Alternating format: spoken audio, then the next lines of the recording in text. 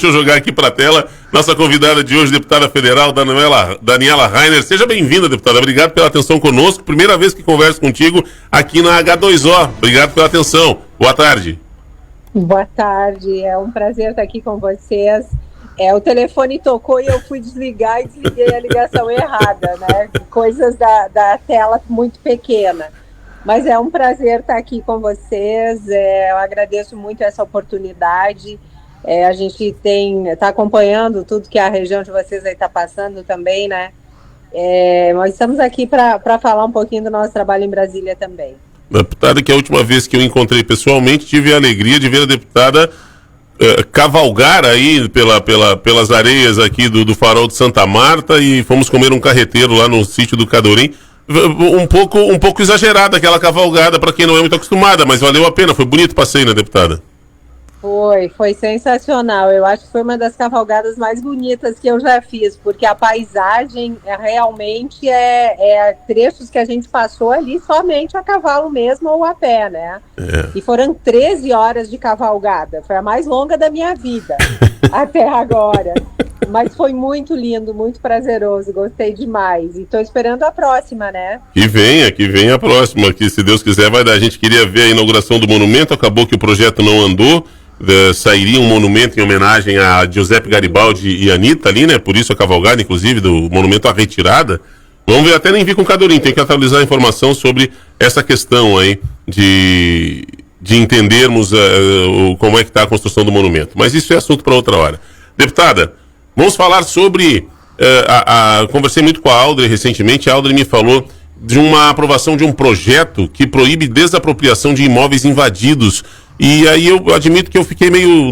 logo que eu peguei o título, não entendi direito. Queria que tu desse uma explicada para a gente de que trata exatamente esse projeto. Esse é um dos projetos de tantos que estão tramitando na Câmara dos Deputados que fala das invasões de terra, né? E esse projeto ele é extremamente importante porque quando se fala em reforma agrária, né, e que a gente sabe que infelizmente o que esses movimentos tipo MST e entre outros, que tem um fim ideológico e político, a intenção deles não é a reforma agrária, né? Tanto que o governo do PT nunca titulou terra, nunca regularizou, nunca fez regularização fundiária dos assentados, né? E o único que fez isso foi o presidente Bolsonaro. Quem já estava assentado há 20, 30 anos e não tinha o seu título de terra, o presidente Bolsonaro fez a regularização fundiária e entregou os títulos de terra. E existe uma distância gigantesca entre a reforma agrária e as invasões de terra. Então, o que esse projeto garante? Que as terras invadidas elas não cabem para a reforma agrária. Então, que a reforma agrária vai seguir a lei e a ordem, não vai fazer de uma forma criminosa, porque esbulho possessório é crime, né? E esse projeto de lei, esbulho possessório que é invasões de terra, é crime. Então não pode seguir a lei, né? Não pode, é um contrassenso a lei seguir uma prática, fazer a desapropriação por uma prática criminosa, né?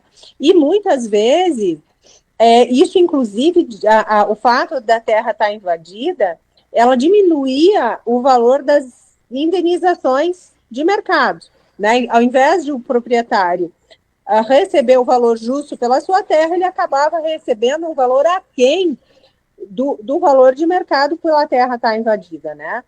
E nesse projeto que eu fui relatora, inclusive, o projeto original, ele permitia a desapropriação em caso de descumprimento de um requisito, dos 3 requisitos constitucionais, né? E aí eu trago de volta numa relatoria de um projeto substitutivo, que é o que foi aprovado, que só pode acontecer em caso de descumprimento de todos os requisitos, conforme já assegura a Constituição Federal, né? E como eu falei, né, esse é um dos tantos projetos que a gente tem trabalhado na comissão para acabar com o crime de esbulho possessório, né, de invasão de terras. E, inclusive, tem um outro projeto meu de lei que está tramitando, tem outros semelhantes, que aumenta a pena do crime de esbulho possessório. Até há pouco tempo era 2, 3 meses, ou multa, né,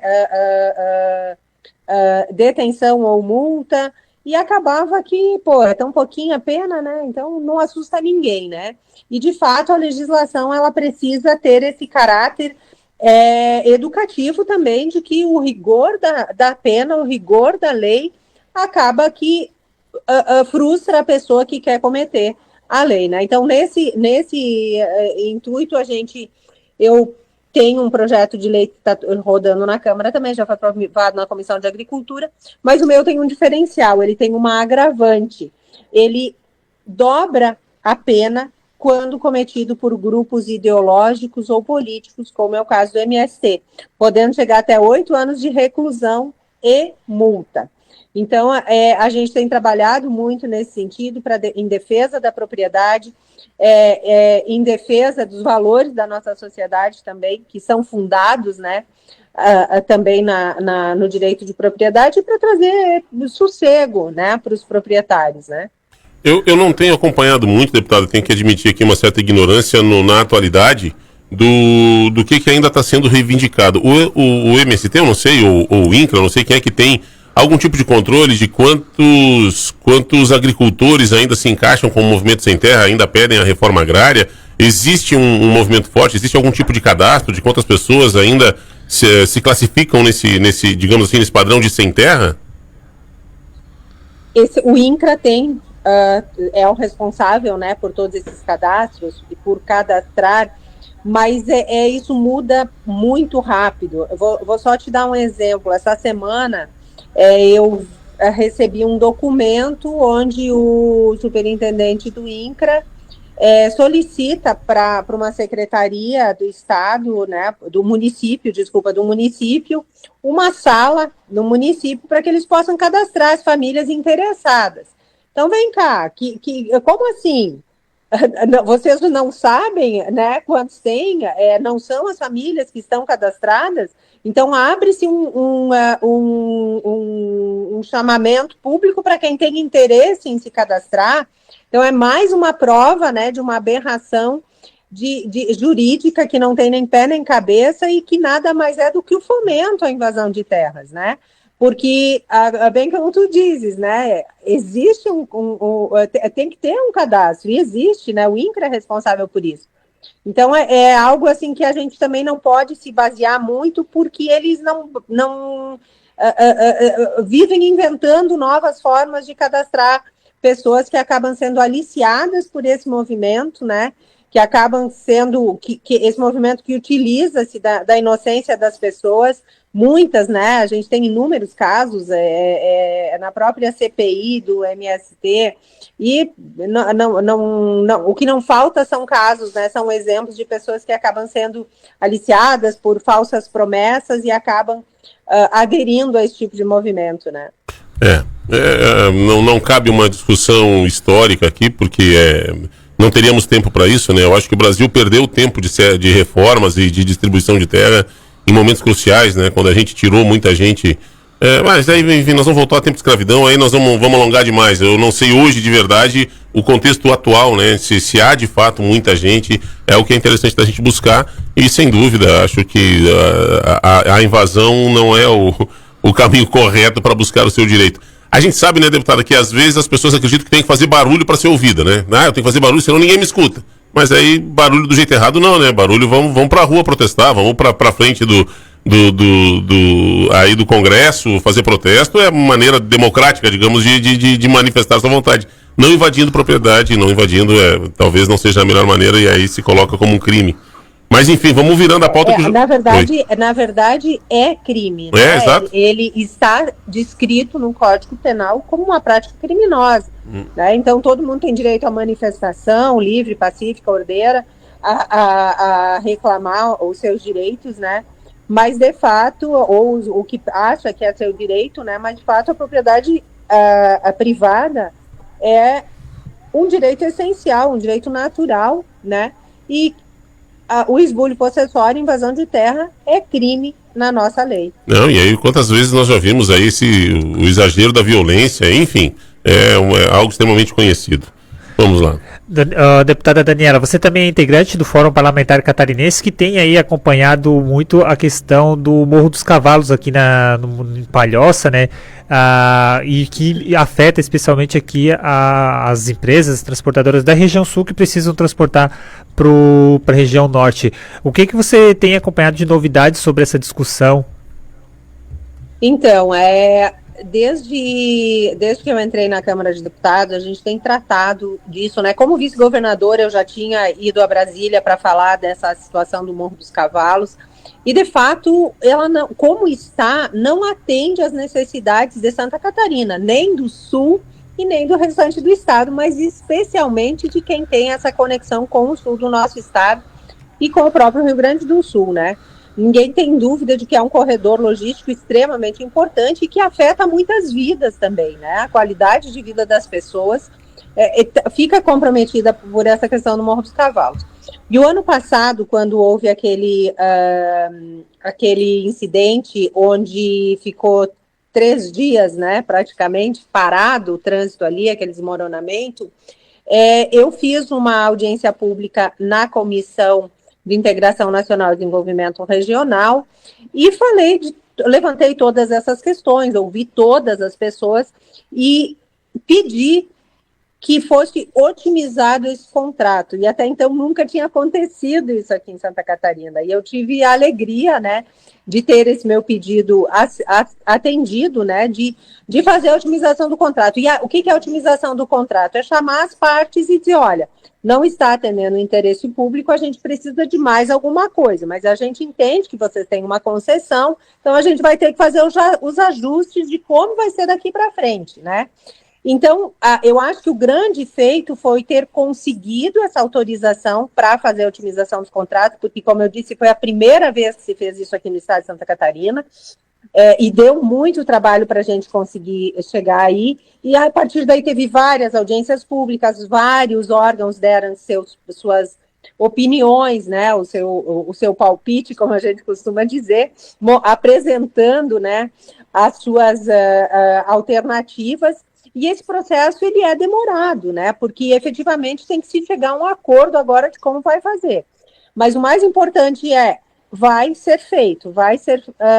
feitas as modificações necessárias e estão nos ajustes finos, né? O governo do estado, inclusive o governador Jorginho apresentou uma alternativa, né, que é fazer o contorno, que talvez até seja feito de qualquer forma, né?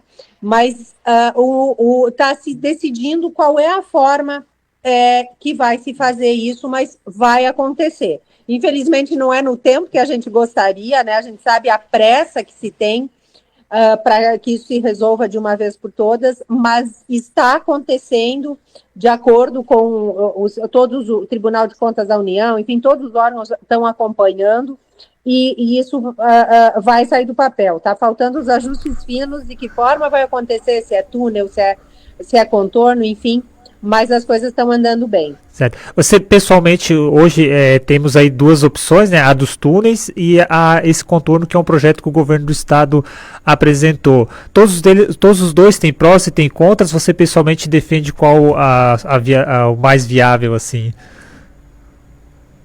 Então, eu sempre digo que quem paga a conta tem o direito de escolher qual é a melhor forma, né?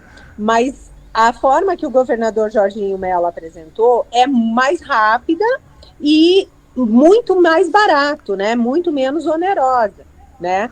Mas o governo federal tem umas situações que ele acredita que sejam mais viáveis, enfim, e tal, mas está justamente nesse... É difícil colocar um juízo de valor, né? Me parece que o contorno, ele é muito mais econômico, né? Então, claro que se a gente consegue ter o mesmo resultado por um valor bem menor, é muito mais plausível, né? Eu gosto mais dessa ideia. Mas eu também tenho que respeitar se quem vai pagar essa conta, né, que é o governo federal, disser, não, eu vou fazer o túnel, né? O ministro Renan falou em algo de dificuldade no contorno por conta das liberações, né, que teria aí uma parte toda de ambiental e terra indígena, enfim, que não seria tão simples conseguir essa liberação, né? Tem essas questões ambientais também que pegam um pouco, né? Mas eu acredito, pelo que a gente ouviu, né? Vou falar extraoficialmente agora, em algumas reuniões que eu participei, não sendo a minha palavra que vai, deixando bem claro, né? Não é o que eu penso que vai determinar essa decisão final. Eu não sou autoridade competente para fazê-lo.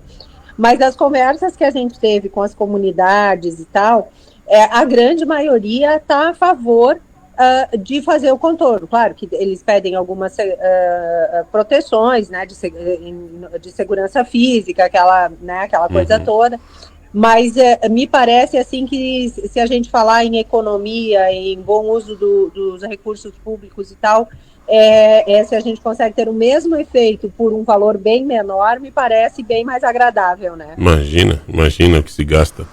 Deputada, a gente não tem como falar contigo e não aproveitar para falar dos temas polêmicos, especialmente porque semana passada o Congresso foi, né, um motivo de conversa de bar, esquina, saída de igreja, era todo mundo falando sobre as votações aí, né, as duas votações polêmicas da semana passada, a PEC da anistia e um dia antes que está sendo chamada a PEC da blindagem. Queria que a senhora falasse sobre. Então, a PEC da blindagem que estão falando, tem dois apelidos, né? A PEC da blindagem e a PEC do cala-te-boca, que alguns estão chamando também. Na verdade, é a PEC das prerrogativas. O que são prerrogativas? O nome já fala, né? São prerrogativas, são seguranças constitucionais que os deputados têm e que, infelizmente, ao longo dos anos, no que tange especialmente ao Congresso Nacional, à Câmara de Deputados, nós somos calados, nós somos essas prerrogativas, essas garantias de poder falar, de poder usar a tribuna, foi simplesmente patrolado, né? E hoje a gente está tendo que votar uma PEC para garantir que a gente vai poder falar o que pensa e lutar pelo que a gente quer. A exemplo da anistia, né? E eu vou dar um exemplo bem clássico, né, que a gente está vivendo hoje. Muitos deputados se sentem velados, se sentem impedidos de falar e de lutar pelo que acreditam, porque tem medo de sofrer punições e retaliações, né? Essa é a verdade, que a gente está lutando para reaver um direito constitucional, que são as prerrogativas que a gente já tem, mas que a gente não consegue exercer. E através dessa PEC, a gente vai passar a conseguir exercer. E é evidente que se houver, e nós já tivemos exemplos, né, de crimes. Quando o deputado comete um crime, evidentemente que vai ser avaliado, né, como acontece em qualquer serviço público. O servidor público comete um crime e faz alguma coisa, ele vai sofrer um processo administrativo e o processo penal também, né? Mas agora, o servidor público, a justiça não tem que ter autorização para investigar o servidor público, né? Ele vai ser investigado e aí depois pode ter punição administrativa. Não parece estranho o Congresso ter que autorizar a investigação? Dependendo dos casos, né? Eu acho que não, na verdade, assim, como eu falei, assim, é bastante complexo, tem coisas que não é um projeto perfeito, eu não posso dizer que eu concordo com tudo que está nele, mas às vezes a gente consegue, foi o que a gente conseguiu, digamos assim, né? Não conseguimos um projeto perfeito, mas foi o que a gente conseguiu.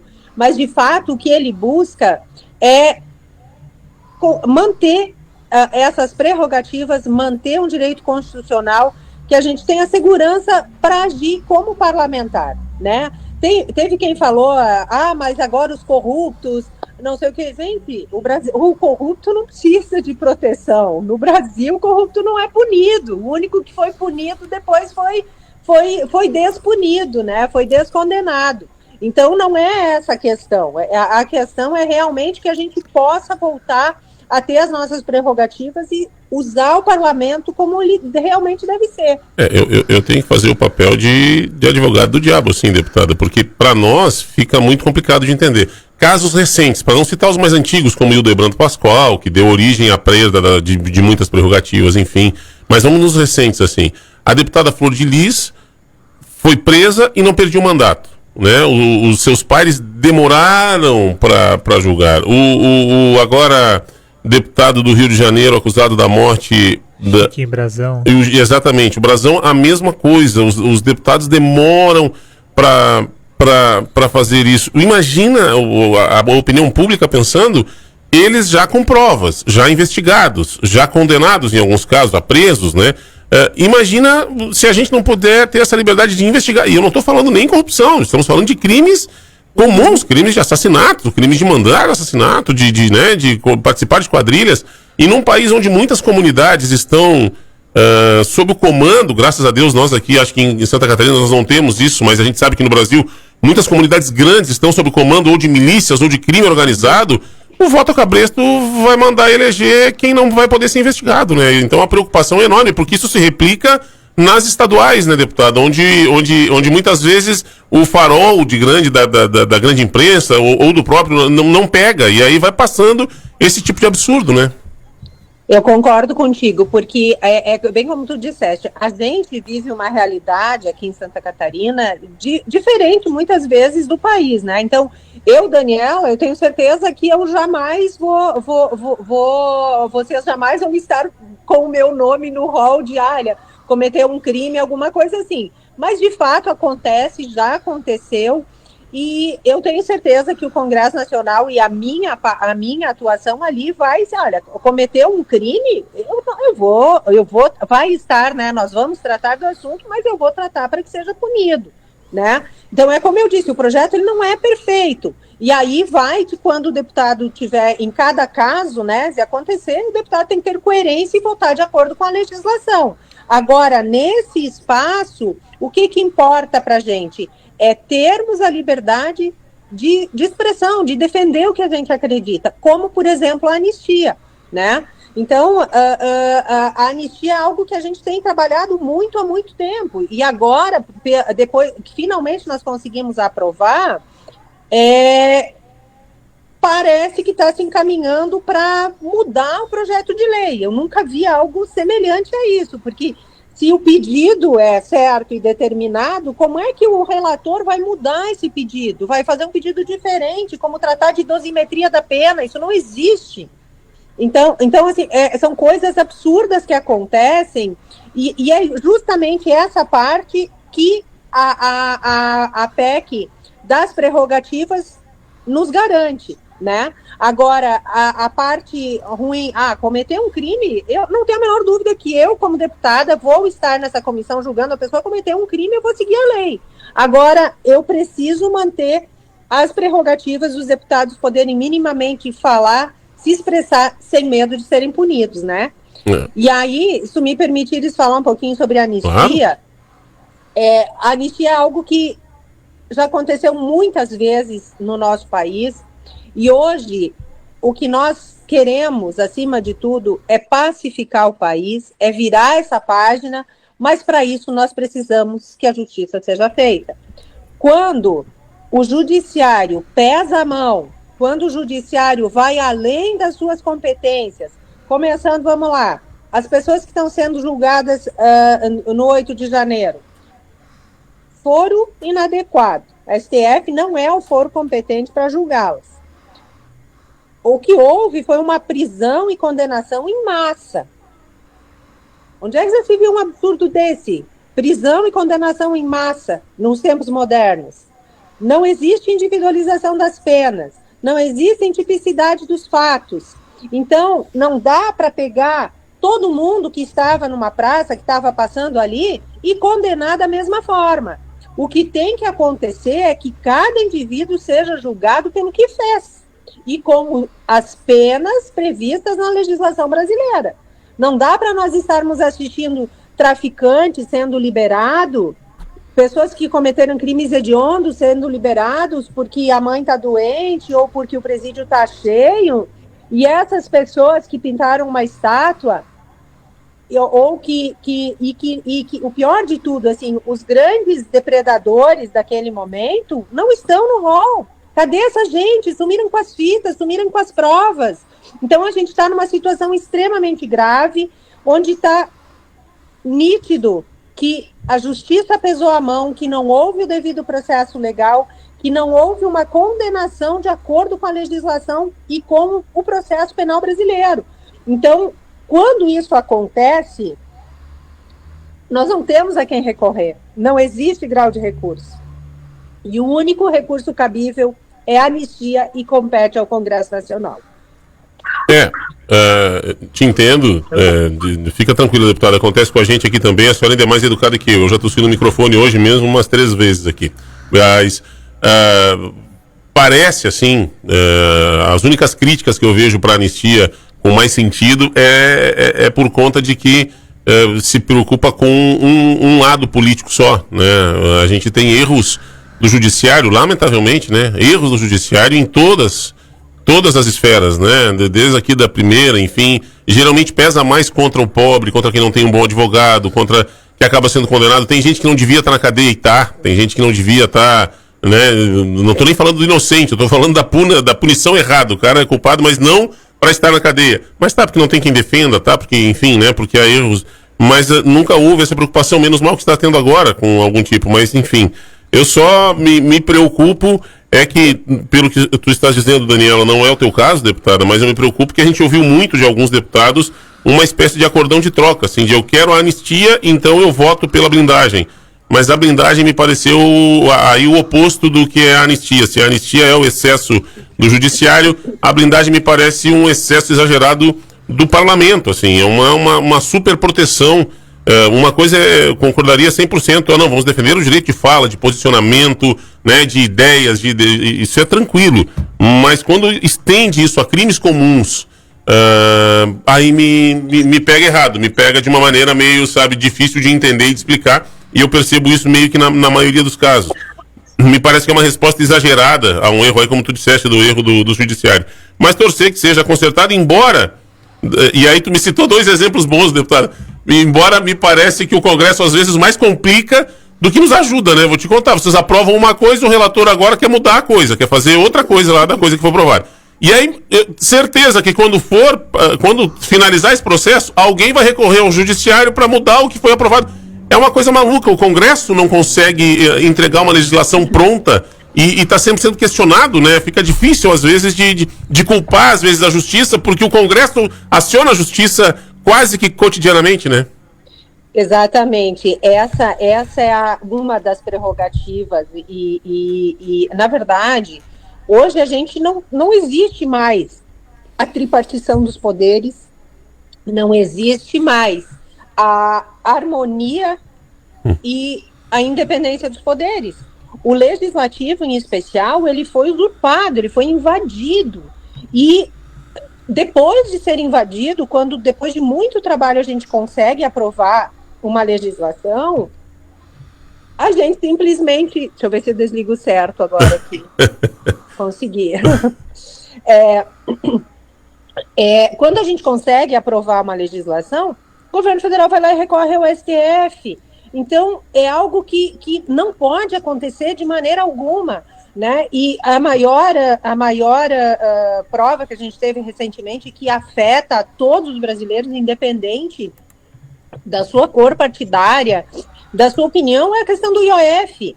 A gente conseguiu derrubar, o Lula judicializou, o STF manteve o que o Lula quis. Então, o que a gente está fazendo aqui? O Congresso Nacional, a gente está lá exercendo o que a gente chama no direito de ius esperneandi. A gente está só esperneando, e eles vão lá e não dão um para de quieto, literalmente, né? E fecham a nossa boca, anulam as nossas ações, e o Congresso Nacional é que foi eleito pelo povo brasileiro para o representar, né? Especialmente os deputados que representam o povo brasileiro. E, de fato, nós não estamos mais vendo isso. E são essas prerrogativas que a gente precisa trazer de volta.